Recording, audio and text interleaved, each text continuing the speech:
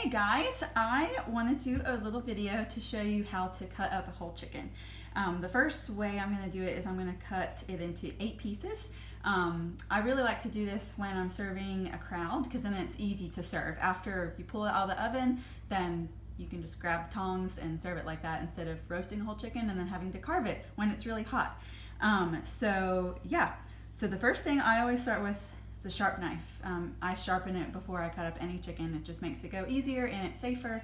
And then I also have kitchen shears, which we'll use at the end. So I'm going to start with the wings.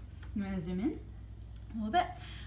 So basically you want to find this kind of like the armpit of the chicken, and I just kind of like put a little slice in there, a little slice up here, a little slice back here. And then you can kind of pull it up and you'll feel like a joint in there. And you never want to cut through bone on here. You just want to find the joints and use the weight of the chicken to pull it off. And then I'll do the other one. Just kind of cut all around, get to that joint and cut it off. So we've got our wings. And then the next thing we'll do is the legs. So really the only thing holding it on right here is just the skin. So just cut straight through that skin. And then here you just want to pop out the hip bone. So you just pop it out right there. And so basically we'll cut right along here. And yeah, you'll cut right in between that joint.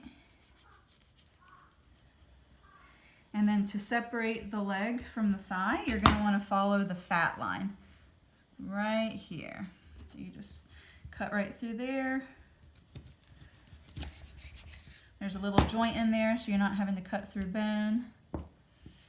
And then the same on the other side. You find the skin, cut through, pop out that hip bone. Well, in this case, the backbone popped out too, so make sure you don't want to cook that. There's really no meat on there.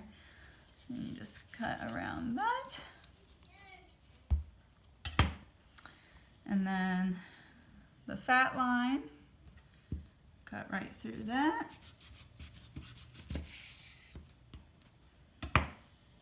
So you've got your 2 drumsticks, 2 thighs, 2 wings. All that's left is the breast. So you always follow the fat lines when you're separating the drumsticks from the thighs and when you're cutting the backbone out of the breast. So you're going to want to follow this fat line right here. There's just little tiny brittle bones, so you can cut right through them with those kitchen shears on either side.